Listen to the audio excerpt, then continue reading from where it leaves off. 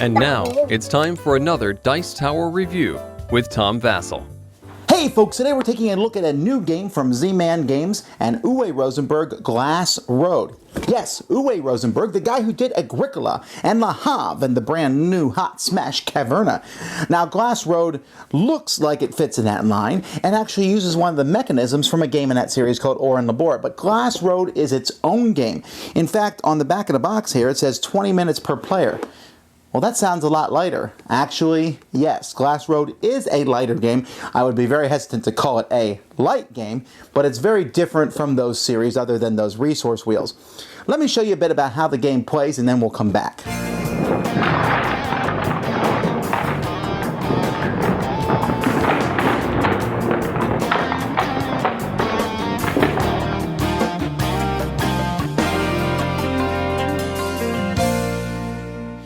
Each player is going to get a double-wheeled board here that they will have that keeps track of resources. And I'm going to come back and talk about that in a little bit.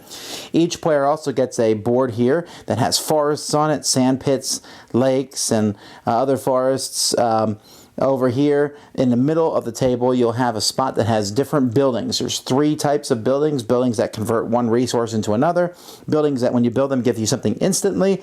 And buildings that give you points at the end of the turn. Each player has three buildings that are already built onto their thing.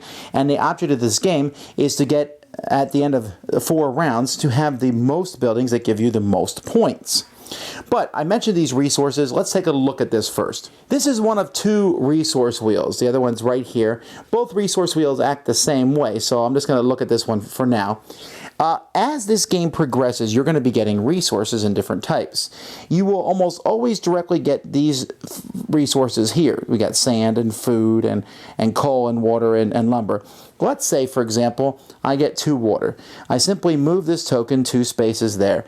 And you can see instead of having 3 water, I now have 5. Simple enough. However, let's say I get 3 sand for some reason. So I move this 1, 2, 3.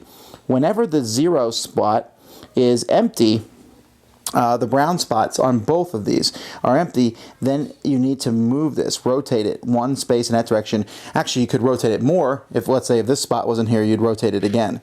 Now, in rotating it, I just decreased all these resources by 1, but I've increased glass by 1. So you can see that if, let's say, this one was here and this one got moved 2 spaces, this would move 2 more. All my resources would have gone down by 2, but glass would have gone up to 3. Now this wheel won't move again until either glass decreases, both glass would have to decrease and these would have to move around there. So this is how the resources act. And in fact, another interesting thing about the game is that there's actually 2 spots for both coal and food. So when you do those resources, you have 2 different wheels to move those pieces on. Now the game revolves around a card mechanism in which each player is given a set of 15 cards.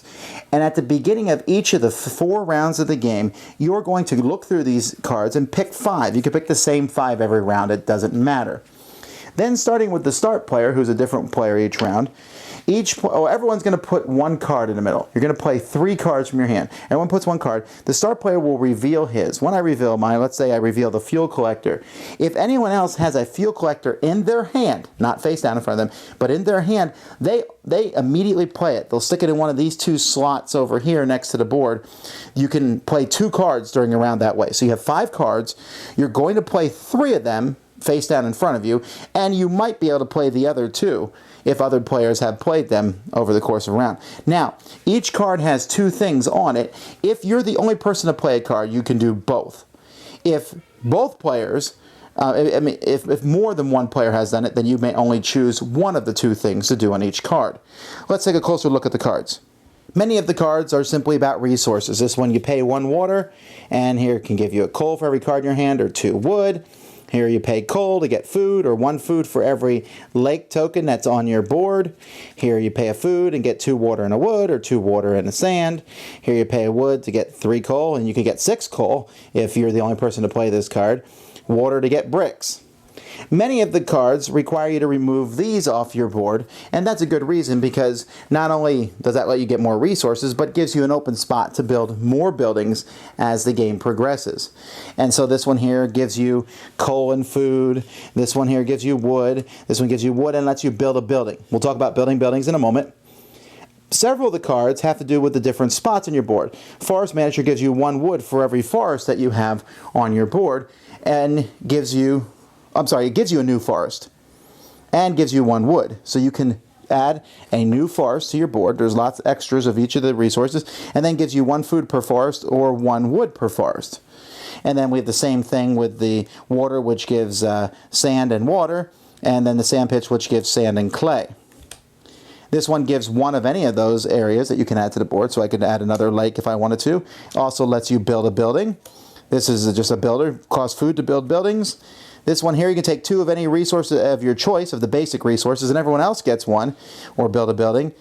And then here you get a private offer. You'll draw 1 building from each of the 3 types, and you'll put this over in a private offer area. And these buildings are buildings that only you can build from. And this also gives you a brick and a wood. So those are the cards. So they're very basic, getting resources and such. But let's take a look at these buildings. When you build a building, you can build any building from your private offer, or you can build one from the middle of the table.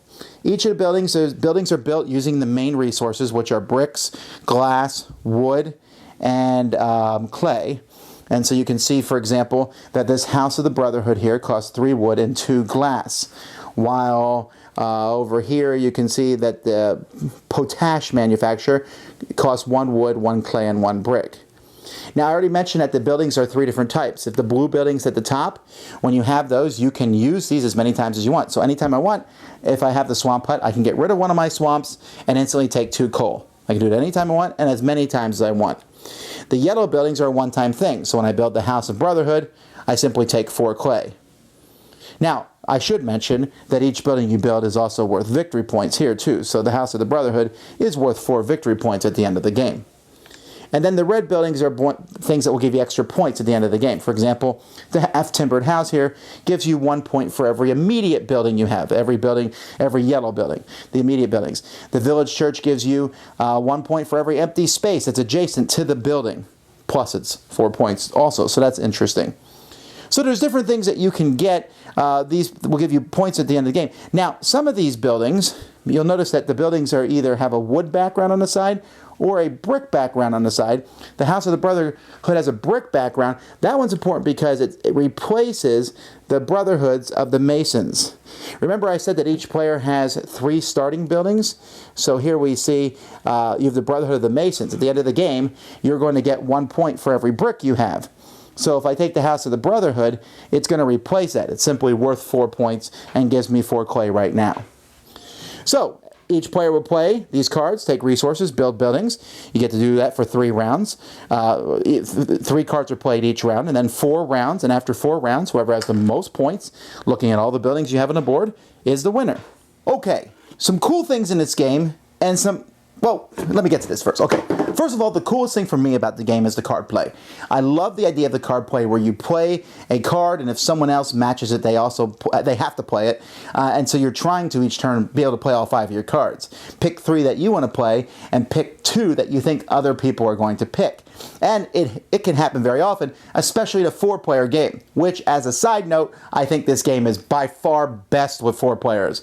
In fact, I'll never play it with 2 players again because the whole matching cards is not nearly as interesting. 3 players is okay. 4, best, okay? Easy enough to find 4 people usually, though. So that's a cool thing. It's not new or original to this game. I've seen other games before, but in this one, it just works better that way.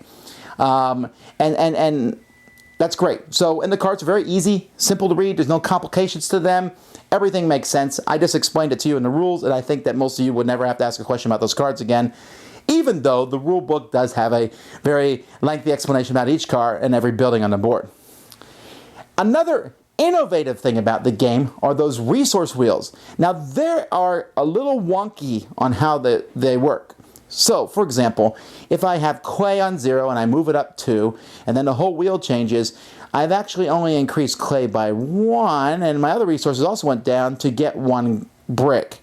And that's a little sometimes you sit there and you say, okay, what resources do I need to move? Moving those resources can be a little bit mind warping. Now, thematically, it makes sense in the sense that you're using all those resources to get bricks. You know, to build bricks, you need water and you need coal and you need clay and food and whatever. So that makes sense. But I'm telling you, the first time you do this, you'll kind of, it's a neat mechanism, but it's kind of heady to wrap your mind around. I mean, the game is light, as I said, fairly light, but that's kind of the biggest thing there. Is like, okay, and you'll get it after a while, but it's not naturally intuitive. Now, the game itself, like I said, plays very quickly, and I like the card play. The thing I don't like about the game is the buildings themselves. The buildings themselves are, for lack of a better term, they're boring. And I guess that's not a bad... I'm making it sound like a bad thing. For me, it is kind of a bad thing, I suppose. Because at the end of the game, you know, as you build a building, I get the resource, I can build this building. What does it do? Gives you 4 clay, and it's worth 2 victory points. Woo! This one lets you change clay into water. Woo! I mean, and they're kind of cool. But after playing several of Uwe's other games, and like Agricola and Cover and all that, you get these buildings, you're like, oh wow, this building is really neat. I really like the conversion I can do here, or this gives me cool special points. This one, buildings give you usually 4 or 5 points. Final scores are, you know, a smattering of points. I just didn't feel any excitement in this game. It was entertaining, it was interesting, but it lacked a spark of like, whoa. And at the end, I didn't look at my board and go, I built that, which is what I do in his other games. Now, you probably and fairly could make a case that I shouldn't be comparing this to other games. So fine, throw those other games at the window. It still seems to lack something that makes me go, woo. I liked the game. It was pleasant. I enjoyed playing the cards, putting out the things. I like trying to outguess other people. It's fun to say, yes, played that card too. Or, you played a card, now I get to use one of the things on the card. And moving the resource wheels, you're like, ooh, that's cool. I didn't realize that was going to happen when I took 3 of that resource. That's neat, and it is fun to try to build buildings. I like to build the things. I just wanted more of a kapoo from it, and I just didn't get that. But on the other side, it does play fairly quickly. 4-player game, we're talking hours, 70 minutes. It's not long at all. And for the length of the game, the amount of game they put in the box, I think, is good. So where does that put it? Well, for me, good, but I don't have to play it again. Which sounds like a bad thing, but I think that there's many people out there who will like this and it will fit a sweet spot because we're talking about a medium weight game that offers a lot of cool choices involved in it and has some pretty neat mechanisms in along the way. So Glass Road, maybe not exactly what I was looking for, but still quite a good game. Thanks so much for watching the Dice Tower videos. Find more great videos and reviews as well as our top-rated audio podcast at Dicetower.com. You can also find other great shows at Dicetowernetwork.com. I'm Eric Summerer, and you've been watching The Dice Tower. The Dice Tower is sponsored by Cool Stuff Inc., where you can find great games for great prices. Cool stuff in stock. Check them out at CoolStuffInc.com. Shut the door.